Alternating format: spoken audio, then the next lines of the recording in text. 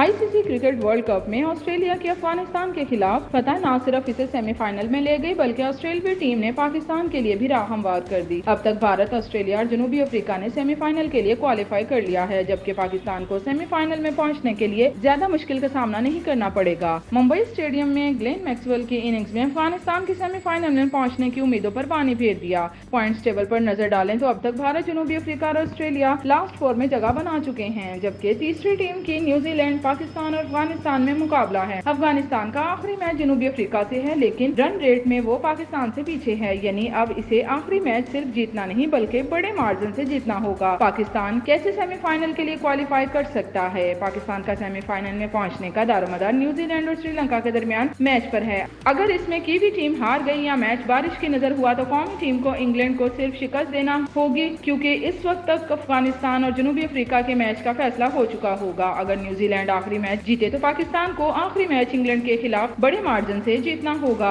अगर न्यूजीलैंड ने श्रीलंका को 50 रन से शिकस्त दी तो पाकिस्तान को इंग्लैंड के 180 रन से शिकस्त देना होगी। अगर न्यूजीलैंड ने श्रीलंका को 1 रन से हराया तो पाकिस्तान को इंग्लैंड को 131 रन से हराना पड़ेगा। अगर श्रीलंका ने न्यूजीलैंड को शिकस्त दी तो पाकिस्तान को सिर्फ इंग्लैंड को हराना होगा और वो क्वालिफाई कर लेगा। अगर ये मैच बारिश की वजह से खत्म हो जाता है तो पाकिस्तान को क्वालिफाई करने के लिए सिर्फ इंग्लैंड को शिकस्त देना होगी।